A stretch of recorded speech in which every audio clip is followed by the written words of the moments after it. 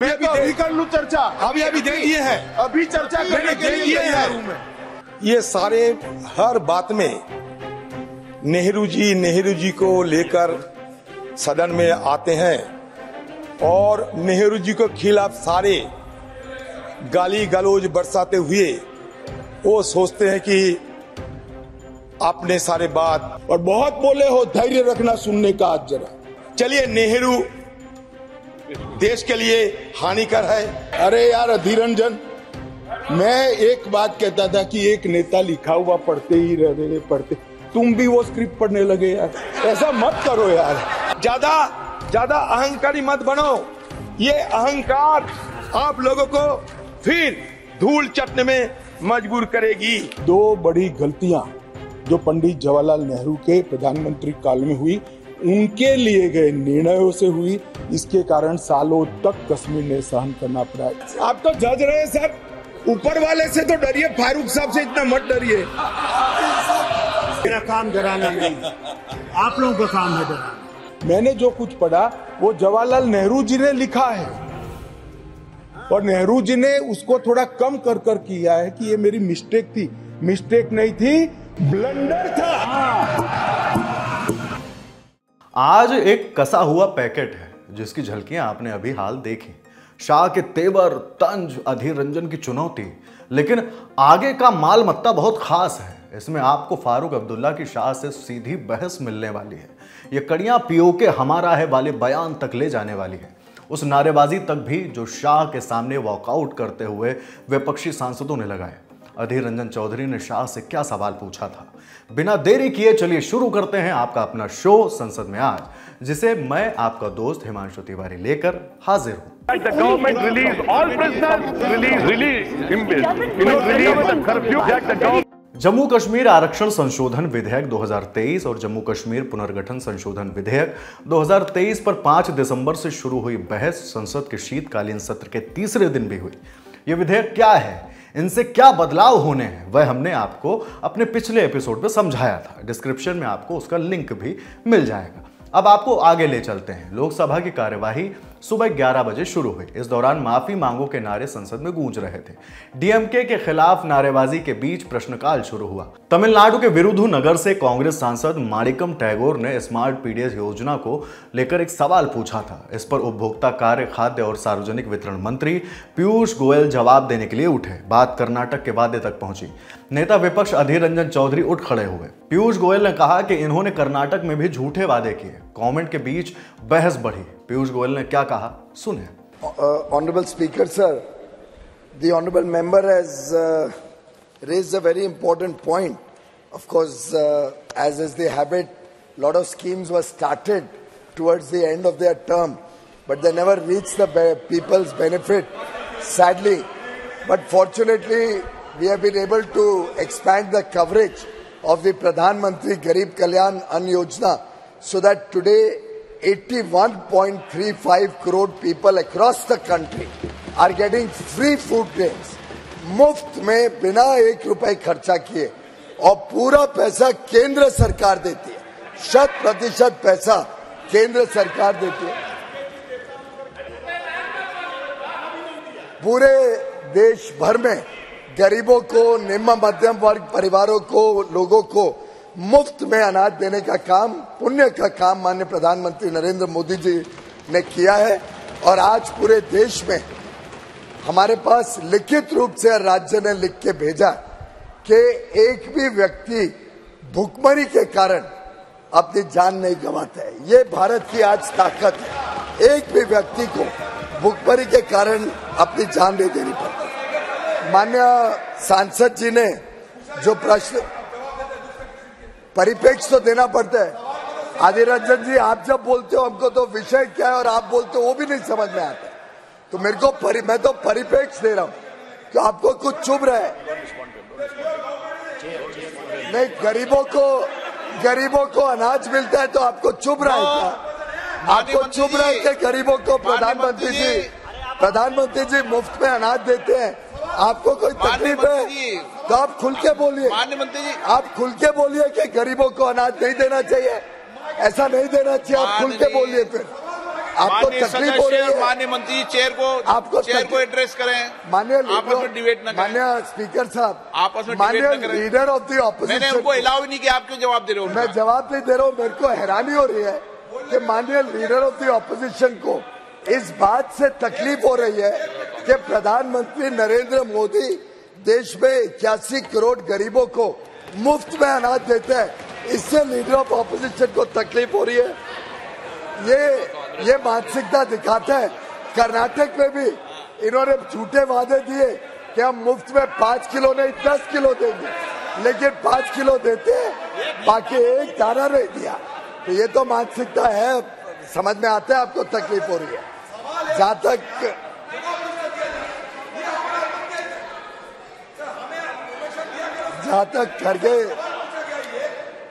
तक मलिक टैगोर जी की बात है, हम कभी इस देश में लोगों को बांटते नहीं है। इनकी इच्छा यही रहती है कि लोग कितने माइग्रेट हुए, इधर से उधर कितने लोग गए, और ये मानसिकता तो इनके रोज के बयानों में भी दिखती है। कभी बोलते हैं उत्तर भारत दक्षिण भारत में बांट देते हैं देश को, कभी अलग अलग जाति में बांट देते हैं। ऐसे ही वो चाहते हैं कि माइग्रेशन कितना हुआ। प्रधानमंत्री नरेंद्र मोदी ने 1 नेशन 1 राशन कार्ड लाने से देश को जोड़ा है बजाय के बांटने के। अब हम ये नहीं देखते कि व्यक्ति किधर से माइग्रेट हुआ। अब हम लिंक नहीं करते किसी को कि राशन कार्ड मेरा इस दुकान से, इस जिले से, इस गांव से जुड़ा हुआ है। पीयूष गोयल अब मालिकम टैगोर के सवाल का जवाब दे रहे थे। उन्होंने कांग्रेस पर गंभीर आरोप लगाए। पीयूष गोयल ने कहा 1 नेशन 1 राशन कार्ड के जरिए देश को जोड़ा गया है। जहां तक मलिक टैगोर जी की बात है, हम कभी इस देश में लोगों को बांटते नहीं है। इनकी इच्छा यही रहती है कि लोग कितने माइग्रेट हुए, इधर से उधर कितने लोग गए, और ये मानसिकता तो इनके रोज के बयानों में भी दिखती है। कभी बोलते हैं उत्तर भारत दक्षिण भारत में बांट देते हैं देश को, कभी अलग अलग जाति में बांट देते हैं। ऐसे ही वो चाहते हैं कि माइग्रेशन कितना हुआ। प्रधानमंत्री नरेंद्र मोदी ने 1 नेशन 1 राशन कार्ड लाने से देश को जोड़ा है बजाय के बांटने के। अब हम ये नहीं देखते कि व्यक्ति किधर से माइग्रेट हुआ। अब हम लिंक नहीं करते किसी को कि राशन कार्ड मेरा इस दुकान से, इस जिले से, इस गांव से जुड़ा हुआ है। अब पूरा भारत में मेरा राशन कार्ड चलता है, और राशन कार्ड स्पीकर साहब जेब में लेके नहीं घूमना पड़ता है, अब अंगूठा ही राशन कार्ड है। पीयूष गोयल के बयान के बाद सदन में हंगामा बढ़ा।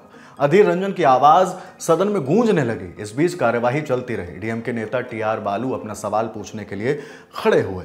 सत्ता पक्ष के सांसदों की डीएमके सांसद डीएनवी सेंथिल कुमार एस के बयान को लेकर आवाज तेज हो गई। टीआर बालू से माफी मांगने को कहा गया। पहले बालू जी ने माफी मांगनी चाहिए। ये ऐसे कैसे सदन चलेगा? ये क्या तरीका है कि हाउस में कोई भी व्यक्ति कुछ भी बोल के चले जाए? Please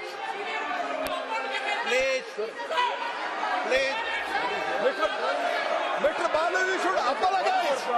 What is your problem? What is your problem? Please tell me. No, you should not behave like this.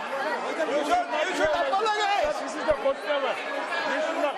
This is the माननीय सदस्य You please. are trying to divide the country. Lok Sabha अध्यक्ष ओम बिरला हंगामा कर रहे सदस्यों से शांत होने की अपील करते रहे। इन तस्वीरों के बीच सदन की कार्यवाही दोपहर 12 बजे तक के लिए स्थगित कर दी गई।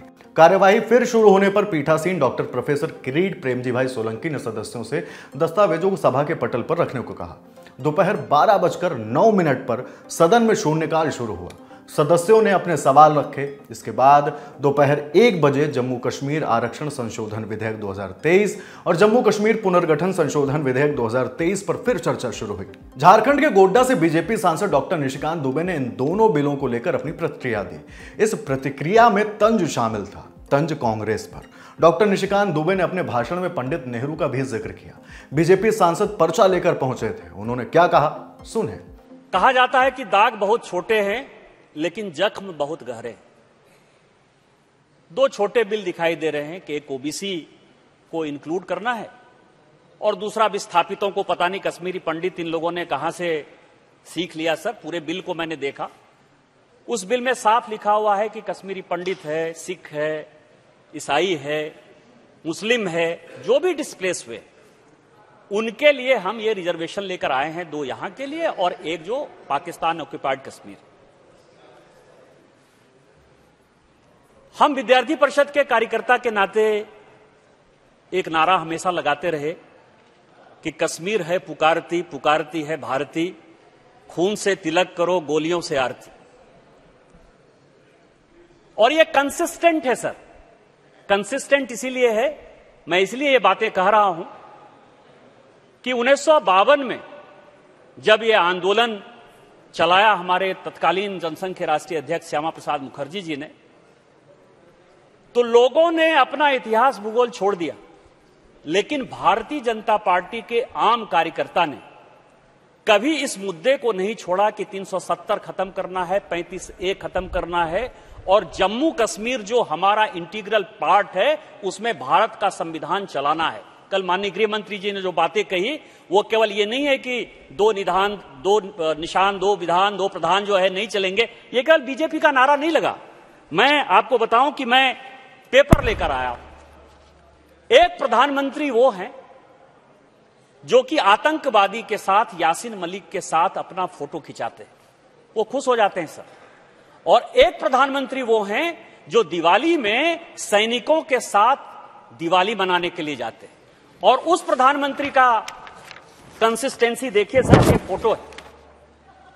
ये फोटो है कि 1952 में यदि श्यामा प्रसाद मुखर्जी जी ने जिस आंदोलन को चलाया उसको पूरे संघ परिवार ने और खासकर भारतीय जनता पार्टी ने इसको बढ़ाया। और जो आज के तत्कालीन प्रधानमंत्री हैं उन्होंने 1991 दिसंबर से जिस यात्रा को चालू किया, 26 जनवरी 1992 को उन्होंने श्रीनगर के लाल चौक पर झंडा फहराया। बात यहीं पर नहीं रुकी। डॉक्टर निशिकांत दुबे ने कांग्रेस की भारत जोड़ो यात्रा को लेकर भी एक तंज कर दिया। उन्होंने कहा आज कश्मीर लोग यात्रा लेकर जाते हैं, उन्हें आतंकी भी दर्शन दे देते हैं, लेकिन उस सिचुएशन को क्रिएट करने में लाल चौक पर भारत का झंडा फहरे, इसके लिए भारत ने क्या कुर्बानी दी इसका उन्हें अंदाजा नहीं है। सर मैं कुछ चीजों पर आना चाहता हूं और एक्सेशन क्यों हुआ और क्यों नहीं हरि सिंह हमारे साथ आना चाहते थे। 2 हिस्टोरिकल फैक्ट है जो पूरे देश को जानने का सवाल है सर, कि 13 जुलाई कश्मीर बलिदान दिवस क्यों मनाता है और हरि सिंह जो है इतना होने के बाद, हिंदू राजा होने के बाद भी हमारे साथ क्यों आने को तैयार नहीं थे।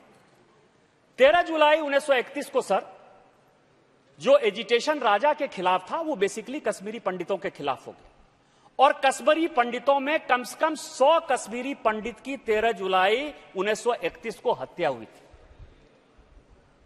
उस हत्या को बचाने के लिए गोलियां चली थी।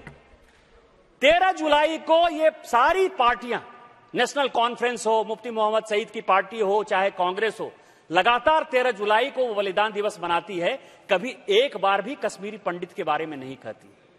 ये मुस्लिम कॉन्फ्रेंस हुआ सर और ये नेशनल कॉन्फ्रेंस हो गया। पूरे देश भर में 1942 में भारत छोड़ो आंदोलन चल रहा था, लेकिन कश्मीर ही एक ऐसा जगह था जहां 1946 में राजा हटाओ का नारा चल रहा था। राजा हटाओ के नारे में जिन्ना जो है बहुत ही तेज थे सर। उनको पता था कि कल ये भारत का बंटवारा होने वाला है और इंस्ट्रूमेंट ऑफ एक्सेशन राजा साइन करेगा। नेहरू जो है राजा हटाओ नारे का कहते हैं कि नेहरू का ब्लंडर क्या है, मैं उसके बारे में बताता हूं कि नेहरू का क्या ब्लंडर है। हरि सिंह के खिलाफ जो शेख अब्दुल्ला का आंदोलन था उस आंदोलन को नेहरू ने सपोर्ट कर दिया और जिन्ना ने जो है राजा का साथ दे दिया। अब राजा डबल माइंड में हो गए कि मेरा साथ तो जिन्ना दे रहे हैं और मेरा विरोध जो है वो नेहरू कर रहे हैं, तो मुझे भारत के साथ रहना है कि नहीं रहना है, पाकिस्तान के साथ मुझे नहीं जाना है। और इसीलिए डबल माइंड में होने के कारण ये इंस्ट्रूमेंट ऑफ एक्सेशन बाद में साइन हुआ। संसद में डॉक्टर निशिकांत दुबे ने कहा कि हम चीन से भी लड़ रहे हैं, हम पाकिस्तान से भी लड़ रहे हैं और कह रहे हैं कि नेहरू ने कोई ब्लंडर नहीं किया। मैं ये कह रहा हूं कि जो लॉजिक है सर, ये लॉजिक इतनी घटिया और गलत है कि देश को गुमराह करने वाली है। दूसरा सवाल यह है कि उन्होंने कहा, कल कोट किया सर, कि सेना ने कहा था, मैं कुछ डेट लेकर आया हूं सर, यह डेट है कि 14 नवंबर 1947 को, यह आर्मी का आर्काइव लेकर आया हूं सर, 14 नवंबर 1947 को उरी सेक्टर से हम मुजफ्फराबाद जाने वाले थे। किसने रोका? 22 मई 1948 को हम मुजफ्फराबाद तिथवाल को हमने जीत लिया था। हम मुजफ्फराबाद घुसने वाले थे, किसने रोक दिया? हम सर लद्दाख और पूंछ के सेक्टर से दिसंबर 1948 में जाने वाले थे। आर्मी पूरा पाक ऑक्युपाइड कश्मीर को लाना चाहती थी सर, किसने रोक दी? इन्होंने रोक दिया, इन्होंने सीज फायर किया। और दूसरा, मैं पेपर लेकर आया हूं सर कि जो प्लेबेसाइट करने के लिए ये यूएन में गए माउंटबेटन के साथ, ये मैं आपको अगस्त 1947 का पाकिस्तान सरकार का जो प्रेस रिलीज है वो लेकर आया हूं। और ये लिखा है, माउंटबेटन की जो किताब है द ग्रेट डिवाइड, उसमें लिखा है कि जिन्ना प्लेबेसाइट के विरोध में थे, वो यूएन जाने के विरोध में थे। वो ये कह रहे थे कि जनमत संग्रह यदि होगा तो भारत का पूरा आवाम शेख अब्दुल्ला के साथ, भारत के साथ जाएगा, इसलिए किसी कीमत पर प्लेबेसाइट नहीं होना चाहिए। इसके बावजूद भी नेहरू वहां गए। बिहार के पटना साहिब से बीजेपी सांसद रविशंकर प्रसाद ने इन दोनों बिलों को लेकर मनीष तिवारी के कमेंट पर क्या कुछ कहा, देखें। हमारे अंतरंग मित्र मनीष तिवारी सम्मानित सदस्य ने एक बात कही कि जो धारा कश्मीर में लड़ाई हुई थी सर, उसमें जो युद्ध विराम हुआ था वो नेहरू जी को सेना का एडवाइस था। और उन्हें एक बुकर साहब या बुशर जो भी हैं सर, वो उस समय सेना के जनरल थे, उनकी बात की, उनका पूरा कागज मैंने निकाला है सर, मैं समय नहीं लूंगा सर। उसी में लिखा हुआ है, और मैं कोट कर रहा हूं, I am authorised on behalf of the government of India to negotiate for a cease fire. किसको कह रहे हैं? पाकिस्तान के जनरल को। तो ये कैसे कहा गया कि उनके एडवाइस पर किया गया? और सर मेरे बात सर, भारत पाकिस्तान के पहले बाकी लड़ाइयों का मिलिट्री रिकॉर्ड का सब्सटेंस है सर, जिसे वॉरियर कॉलेज के professor, associate professor Rohit Singh ने लिखा है। उसमें साफ लिखा हुआ है कि सेना को मुजफ्फराबाद तरफ जाना था, लेकिन एकाएक पॉलिटिकल एडवाइस ऐसी आई कि इसको रोक दें। और सर ये सदन में बड़े विनम्रता से कहना चाहूंगा कि 550 से अधिक रियासतों में एक को छोड़कर बाकी को माननीय सरदार पटेल ने हैंडल किया, वहां कोई समस्या नहीं है, वो भारत का अंग है। और एक नेहरू जी ने हैंडल किया, आज तक समस्या है। ये हम क्यों नहीं बोलेंगे सर? क्यों नहीं बोलना चाहिए? समस्या थी, सॉरी सर, समस्या थी जो 19 पे खत्म हो गई। अब बारी थी नेता प्रतिपक्ष की। पश्चिम बंगाल के बहरामपुर से कांग्रेस सांसद अधीर रंजन चौधरी ने मोर्चा संभाला। उन्होंने कहा, ये लोग घुमा फिराकर नेहरू की बात पर आ जाते हैं, एक दिन तय किया जाना चाहिए। जवाब में शाह भी उठ खड़े हुए, बोले, कहिए तो अभी चर्चा कर लूं, हम तो तैयार हैं। एक डेजिग्नेटेड डे हो जिसमें कश्मीर और नेहरू जी और क्या उनका गलती, क्या सच, सब खुलेआम चर्चा किया जाए। मैं चुनौती देता हूं, मैं चुनौती देता हूं जी, हम तैयार हैं। आप तैयार करो, आप अधीर रंजन जी दरखास्त दें, हम तैयार हैं। मैं दरखास्त अभी कर लूं चर्चा, अभी दे दिए हैं, अभी चर्चा करने के लिए तैयार हूं मैं। दे दिए हैं दरखास्त, मेरा दरखास्त दे दिए हैं। अभी ये कहे जा रहे थे हमारे, अभी दिया नहीं है। नहीं, दरखास्त आपको दिया मैंने, मतलब और भरबली दिए। बात खत्म नहीं हुई, बहस बढ़ती चली गई। इस बहस में सवाल और जवाब क्या थे वो भी देखें। एक दिन हमारे गृह मंत्री अमित शाह जी राजी हो चुके हैं, दिन भर चलिए नेहरू देश के लिए हानिकर है और आप देश के लिए कल्याणकारी हो, एक दिन भर। अब मैंने ऐसा कभी नहीं कहा कि नेहरू हानिकारक है। नेहरू हानिकारक है, ऐसा शब्द आप प्रयोग कर सकते हैं, हम नहीं कर सकते। आप नहीं, मैंने कभी ऐसा नहीं कहा कि नेहरू हानिकारक है, इस विषय पर चर्चा होनी चाहिए। मैंने यही कहा है कि कश्मीर समस्या का मूल कौन था और कैसे था, इसमें उस वक्त के सभी लोगों का रोल क्या था, इस पर चर्चा होनी चाहिए। और ये कह रहे नेहरू, हमारी बेंचेस से कोई नहीं कहता कि नेहरू हानिकारक थे, मगर अब यही कह रहे नेहरू हानिकारक थे, तो हम क्या कर सकते हैं? आप कह रहे हैं Nehru, Pandit Jawaharlal Nehru has been treated by you as a whipping boy to heap up all allegation upon his shoulder. This is the, I mean, ironical to note, ये पंडित नेहरू की चलते आज देश कहां से कहां आप पहुंचे। आइए ना एक दिन सदन में चर्चा किया जाए। हम लोग ये नहीं कहते कि सब कुछ हम कर दिए हैं, लेकिन सुनिए, spare your words, your action will speak for it. आइए, ये सारे कानूनी बात तो हो चुके हैं, मैं दोहराना नहीं चाहते। मैं ये कहना चाहते हैं कि कश्मीर में आप दावा करते हैं, गर्व से कहते हैं कि हम ग्रामीण चुनाव किए हैं, अर्बन चुनाव किए हैं, ये किए हैं, वो किए हैं। अगर इतना चुनाव कर दिए हैं तो विधानसभा चुनाव करने में दिक्कत क्या थी? एक के बाद एक आपको कानून लाने की क्या जरूरत थी? आप चाहते हैं कि आप जम्मू कश्मीर विधानसभा में आपका जीत निश्चित हो, इसलिए सारे ये कार्रवाई चल रहे हैं।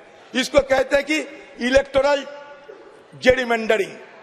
ये करते हैं अब इसलिए कि जम्मू कश्मीर चुनाव में जीत हासिल कर पाए। कांग्रेस सांसद कह रहे थे कि हम अगर कुछ जानने में दिलचस्पी दिखाएं तो हम एंटी नेशनल हो जाते हैं। फिर उन्होंने सत्यपाल मलिक को कोट किया। सवाल सीधा शाह से पूछे जा रहे थे। सत्यपाल मलिक तो गवर्नर थे, आप उनको नाकार तो नहीं सकते। इसके चलते बालाकोट भी हुए। अगर हम कोई सवाल पूछने का कोई दिलचस्पी हो तो तुरंत हमें एंटी नेशनल बढ़ा देते हो। लेकिन देखिए, जो जगजाहिर होते हैं उस बारे में तो चर्चा होगी। 1971 में इंदिरा गांधी जी की अगुवाई में हमारे जहांबाज फौजों ने पाकिस्तान को हराया था, बांग्लादेश को गठित करने में मदद की थी। 93,000 पाकिस्तानी फौजों को हिरासत में लिया था। उसके बाद शिमला एग्रीमेंट हुई, सब जग जाहिर है। लेकिन बालाकोट के बारे में अगर कुछ पूछा जाए तुरंत हम एंटी नेशनल बन जाते हैं। अरे हमारा जहांबाज फौजों पे पूरा भरोसा है, और वो बालाकोट की चलते उस समय हमारे एयरक्राफ्ट, हमारे हेलीकॉप्टर, उसके साथ हमारे ऑफिसर, उनको भी शहादत लेने पड़ी। ये सब तो जग जाहिर है। तो सवाल अगर किया जाए, जानने की अगर कोई दिलचस्पी रहे तो गलत नहीं है। आप बताइए कि सत्यपाल मलिक ने जो कहे हैं वो गलत कहे हैं। Despite claims of reduce terrorist attack, information from the Ministry of Home Affairs reveals that between August 2019 and July 22, the region witnessed an average 3.26 terror attack casualties per month, compared to 2.8 fatalities per month in the nearly 5 years preceding the abrogation. Amit Shah ji, मैं recent घटना बता रहा हूं आपको, एकदम recent. Rajouri encounter बताइए, Anantnag encounter हुआ या नहीं, Kulgam terror attack, Rajouri attack, पूंछ अटैक। हाँ, घाटी में जरूर कमियां आए हैं, लेकिन पीर पंजल की पार, चेनाब वैली, जम्मू रीजियन आप तक तो शांत थे। अभी हुआ कि इस तरह की घटना घट रही है। आपने तो वादा किया था टेररिस्ट खत्म हो जाएगी, विकास होते रहेंगे, लेकिन ये क्यों हो रहे हैं? ये सवाल पूछना कोई अन्याय तो नहीं है। शाह के जवाबों की बारी आ चुकी थी। बैकवर्ड क्लास से शुरू हुई बातें कांग्रेस को कटघरे में खड़ा करते हुए दिखी। मान्यवर, मैं ऐतिहासिक सत्य के साथ इस सदन के अंदर स्टेटमेंट करने में झिझक नहीं रहा हूं कि बैकवर्ड क्लास का सबसे बड़ा विरोध और बैकवर्ड क्लास को रोकने का काम कोई एक पार्टी ने किया है तो कांग्रेस पार्टी ने किया है। मान्यवर, आज मैं पूछना चाहता हूं सदन की, पवित्र सदन के अंदर खड़े रहकर, पिछड़ा वर्ग आयोग को 70 साल से संवैधानिक मान्यता नहीं दी जाती थी। क्यों नहीं दी जाती थी? क्यों उनको यह सम्मान नहीं मिलता था, जबकि संविधान का मैंडेट था, मगर नहीं दिया गया। नरेंद्र मोदी जी ने इसको संवैधानिक मान्यता देने का। मैं आज पूछना चाहता हूं इस सदन के अंदर, जो आम सभाओं में बैकवर्ड क्लास कर घूमते हैं, मैं फिर से कहता हूं, उनको मालूम नहीं है इनकी पार्टी ने क्या किया है। किसने काका साहेब कालेकर कमीशन का रिपोर्ट रोक कर रखा, वो जवाब होना चाहिए। देश की जनता को मालूम पड़ना चाहिए। मंडल कमीशन के रिपोर्ट तक जब तक वो सत्ता के बाहर नहीं गए तब तक लागू नहीं हुआ, और बाद में लागू हुआ भी तो विपक्ष के नेता ए नाते स्वर्गीय राजीव गांधी ने इसका विरोध किया, मान्यवर, विरोध किया। और आज वो बैकवर्ड क्लास की बात कर रहे हैं मान्यवर, वो लोग बैकवर्ड क्लास की बात कर रहे हैं। कभी भी सेंट्रल एडमिशन स्कीम के अंदर बैकवर्ड क्लास को रिजर्वेशन देने का काम कांग्रेस पार्टी ने कभी भी नहीं किया। इन बयानों के बीच संसद में शाह की प्रतिक्रिया ने लोगों को गुदगुदाया भी। बात लिखा हुआ पढ़ने की शुरू हुई। शाह ने अधीर रंजन चौधरी को लेकर बड़ी बात कह दी। अरे यार अधीर रंजन, मैं एक बात कहता था कि एक नेता लिखा हुआ पढ़ते ही रहते, पढ़ते, तुम भी वो स्क्रिप्ट पढ़ने लगे यार। ऐसा मत करो यार अधीर रंजन जी, ऐसा मत करिए। आप माननीय विपक्ष के नेता है, मैं जरा भी पढ़। अरे आपके बारे में नहीं बोल रहे वे, माननीय अधीर रंजन जी आपके बारे में नहीं बोल रहे। Please please. मान्यवर, मैं इनको बताना चाहता हूं, आजकल करते करते मेरे 32 साल किसी न किसी सदन में हो गए। मैंने आज तक कभी लिखा हुआ भाषण पढ़ा नहीं। मैं मन की गहराइयों से बोलता हूं। मेरे हाथ में जो कागज होता है आंकड़ों और तथ्यों को रिपेयर करने के लिए होता है। जब चैलेंज में थी तब आर्टिकल 370 को क्यों नहीं रोका गया? शाह का यह सवाल था। बात बहस तक पहुंची। आगे फारूक अब्दुल्ला के डर को लेकर भी सवाल उठा। फारूक सामने ही उठ खड़े हुए, बोले मैं किसी को नहीं डराता। मेरा काम डराना नहीं, आप लोगों का काम है डराना, हम डराते हैं। मान्यवर कहा है उसका जवाब मैं आपके बाद दूंगा। केंद्रीय गृह मंत्री अमित शाह ने आतंकवाद की घटनाओं का जो ब्यौरा दिया कुछ इस तरह से है। 1994 से 2004, इसमें शासन पर मैं नहीं जा रहा, कालखंड बोल रहा हूं। कई शासन आए हैं।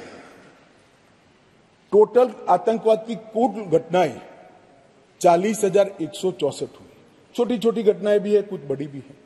2004 से 14 मनमोहन सिंह सोनिया जी के शासन का समय आतंकवाद की घटनाएं 7,217 हुई, 7,270। और नरेंद्र मोदी सरकार में 14 से 23 तक सिर्फ 2,000 हुई। 70% की कमी आई है। और मैं थोड़ा और एक्सप्लेन करना मांगता हूं कि ये जो 2,197 आई है, इसमें से एक घटना का जिक्र है। 65% घटनाएं पुलिस की गई कार्यवाही के कारण अकर हुई है। मतलब कोई जगह पे सूचना मिलती है कि आतंकवादी छिपा है, पुलिस इस पर हमला करती है तो भी वो आतंकवादी मुठभेड़ मानी जाती है। इस प्रकार की 70% कमी आई है 2004 से 14 में, और 14 से 23 में नागरिकों के मृत्यु के अंदर 72% की कमी आई है, और सिक्योरिटी फोर्सेस के मृत्यु के अंदर 59% की कमी नरेंद्र मोदी सरकार में। संसद में शाह बोल रहे थे, आसपास बैठे लोग एकदम खामोश। शाह बोले 370 के ऊपर टेम्पररी प्रोविजन लिखा हुआ था, कब का जाना चाहिए था, लेकिन हिम्मत नहीं थी।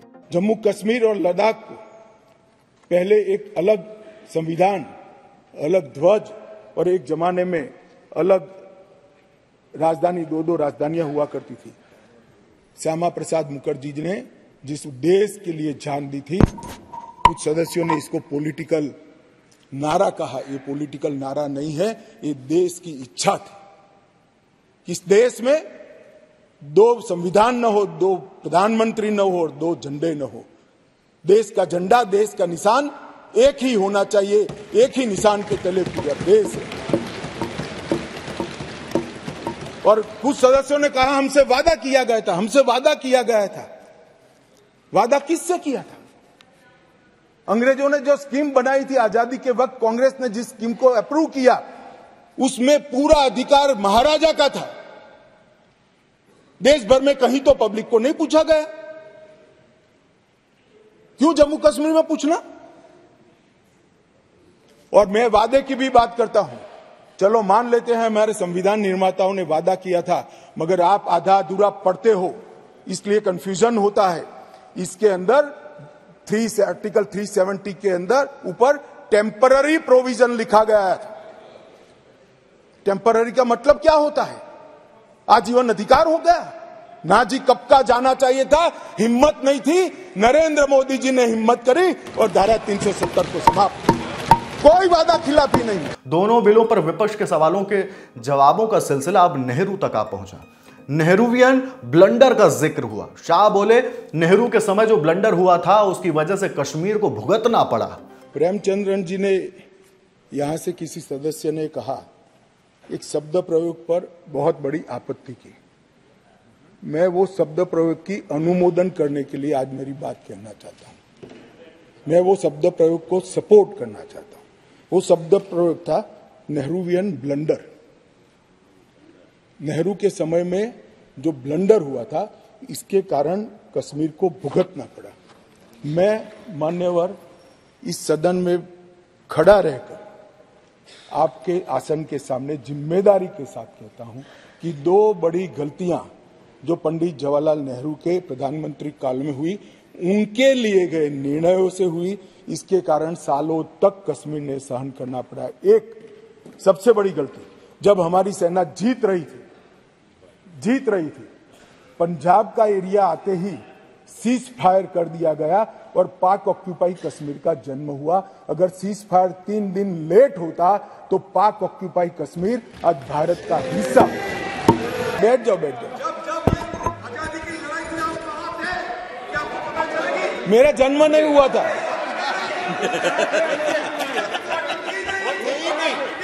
मान्यवर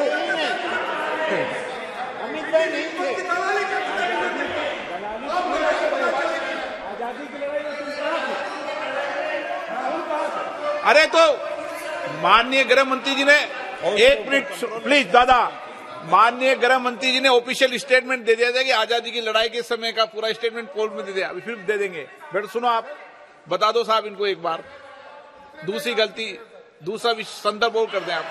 गलती नहीं, संदर्भ, सॉरी। मान्यवर, एक ही गलती बताने से इतना तिल मिला गया। नहीं, मैंने हटा दिया।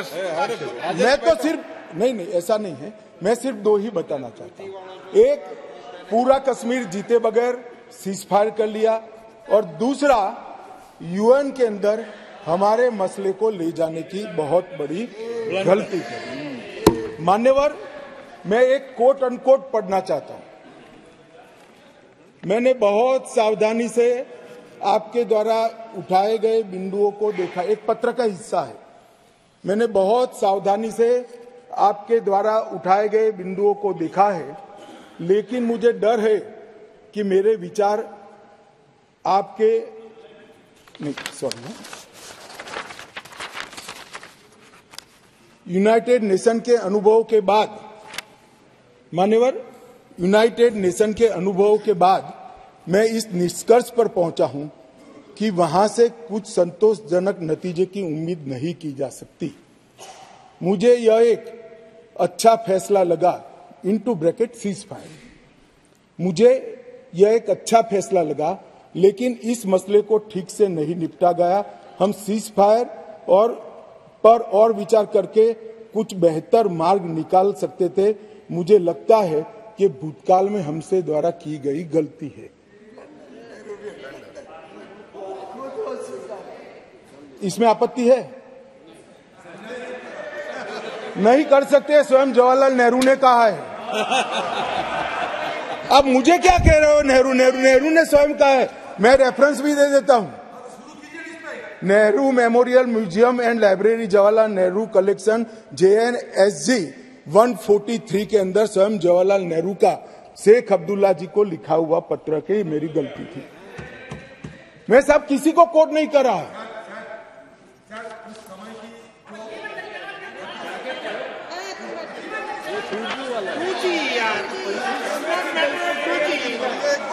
कम्युनिकेशन का मसला नहीं है।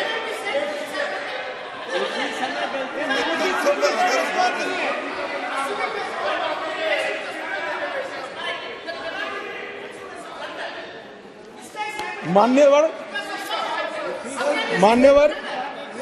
बोल रहे उसको बड़ा कांड हो गया। देश की भूमि को लगता है सिर्फ मान्यवर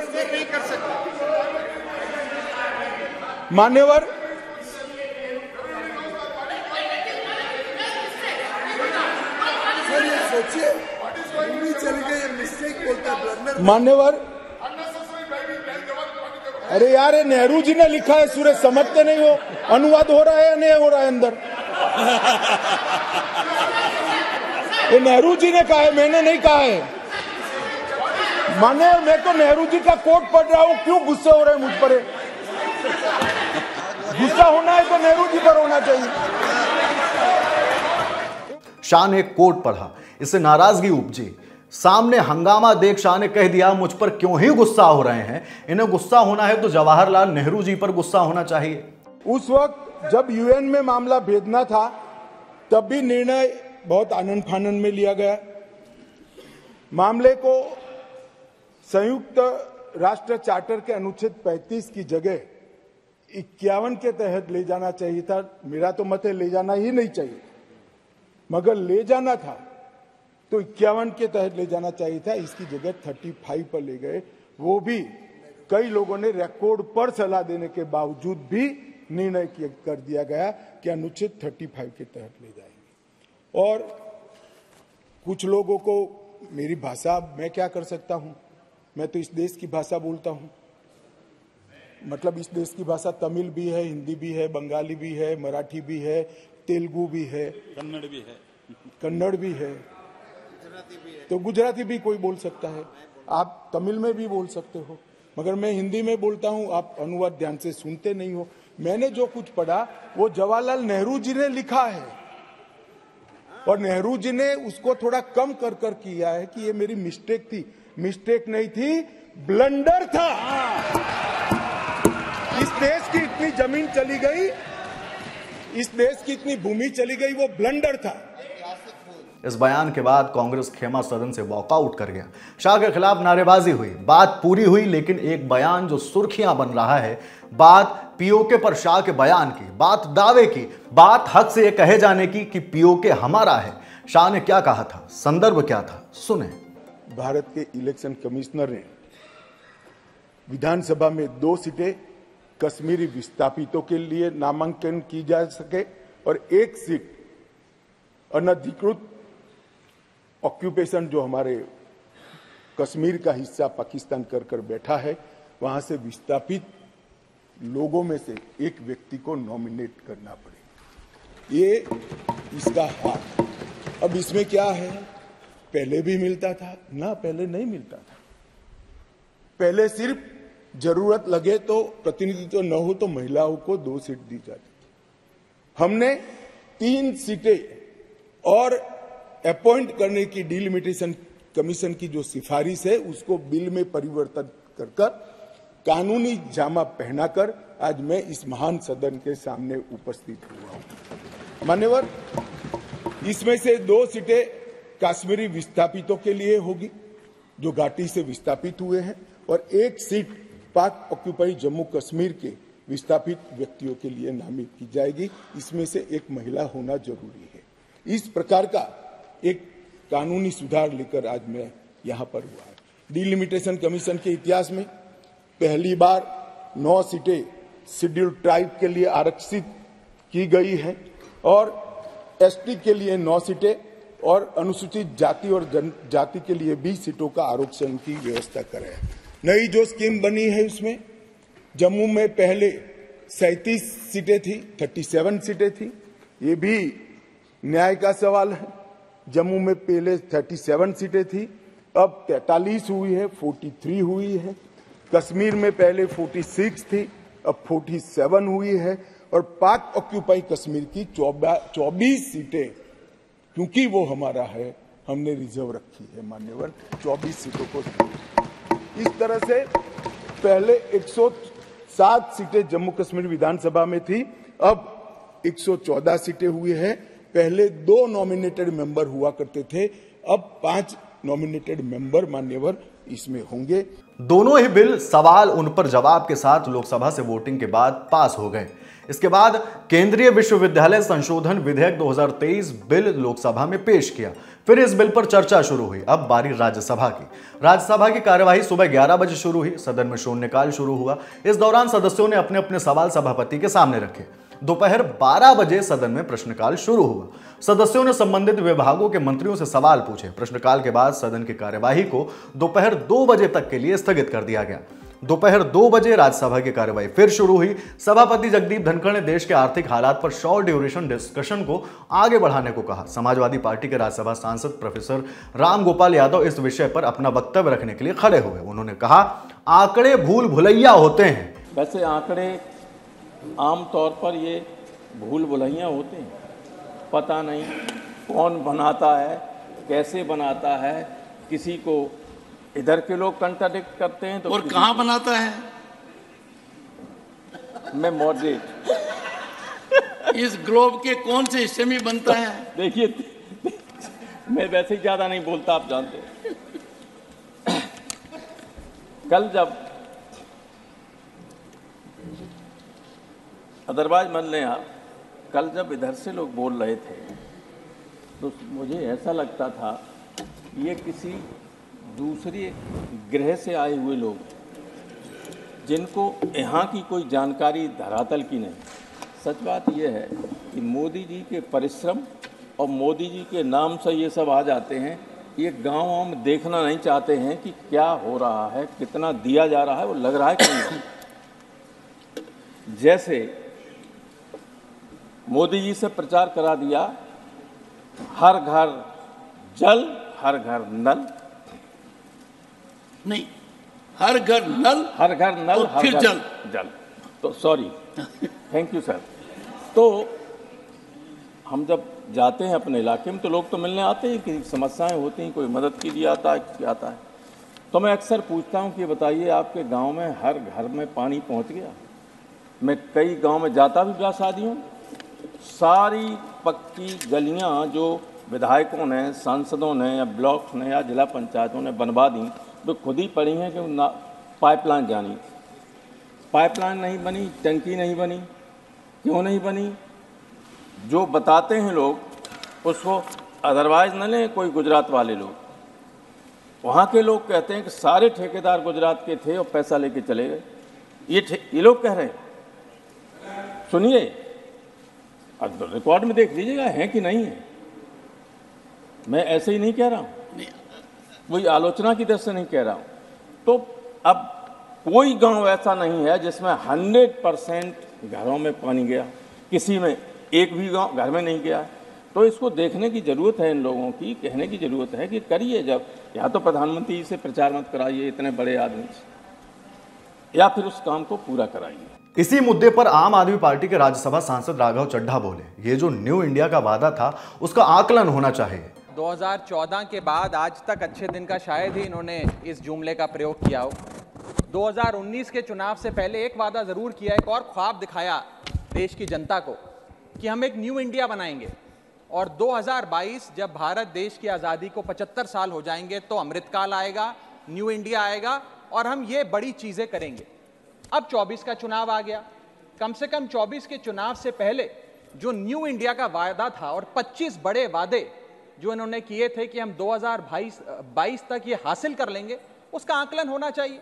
आज मैं वादा बनाम वास्तविकता की, वादा बनाम सच्चाई की पूरी सूची लेकर आया हूं और आपके सामने रखना चाहूं। पहला वादा था कि 2022 तक भारत देश $5 ट्रिलियन की इकोनॉमी बन जाएगा।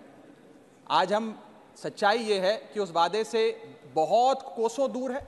और सवाल ये नहीं है कि $5 ट्रिलियन इकोनॉमी भारत बनेगा कि नहीं बनेगा। अगर सरकार अपनी उंगली भी ना उठाए तो भी हम बन जाएंगे, लेकिन सवाल यह है कि बनेंगे कब, 2027 में, 28 में या 30 में। लेकिन वादा पूरा नहीं हुआ। दूसरा वादा किया कि हर भारतीय के पास एक bank account, life insurance, accident insurance, pension और रिटायरमेंट प्लानिंग सेवाएं होंगी 2022 तक। सरकार की अपनी रिपोर्ट यह बताती है, सच्चाई दिखलाती है, इकोनॉमिक सर्वे 2022 की, कि हर 100 लोगों में मात्र 3 लोग ऐसे हैं, मात्र 3 लोग जिनके पास लाइफ इंश्योरेंस है, और हर 100 लोगों में मात्र एक आदमी, एक औरत ऐसी है जिसके पास अतिरिक्त इंश्योरेंस, लाइफ इंश्योरेंस छोड़कर है। यह सच्चाई है। जन धन योजना में अकाउंट तो खुलवा लिए, लेकिन मैं पूछना चाहूंगा कभी मुड़कर उन अकाउंट्स की ओर भी देखा कि कितने खाते खाली हैं, कितने अकाउंट डोरमेंट हो गए। तीसरा वादा जो इन लोगों ने किया था वो था कि किसानों की आय को 2022 तक दुगना कर देंगे। अब इस वादे की बात भी नहीं करते मैम। और आय तो छोड़िए, किसान का कर्जा दुगना करने का काम पिछले 5 सालों में सरकार ने किया। पिछले 18 क्वार्टर्स की सबसे लोएस्ट ग्रोथ एग्रीकल्चरल सेक्टर में इस क्वार्टर में देखी जा रही है, जो चौंका देने वाले आंकड़े हैं। चौथा वादा जो किया था वो था कि 2022 तक हर भारतीय के पास अपना घर होगा। सच्चाई आप जानती हैं कितने भारतीयों के पास अपना घर है। घर तो आम आदमी का घर छोड़िए, सांसदों तक का घर छीना जा रहा है यहां पे, ये सच्चाई है। पांचवा वादा किया था हर भारतीय के पास 2022 तक शौचालय होगा, यानी कि एक्सेस टू टॉयलेट होगा। अगर ये वादा पूरा हो गया होता तो ओपन डेफिकेशन भारत में बढ़ता नहीं। दोनों सदनों की कार्यवाही में आगे का हर अपडेट आपको मिलेगा दी लल्लन टॉप पर। बाकी ये शो आपको कैसा लगा हमें कमेंट बॉक्स में जरूर बताइए। शुक्रिया।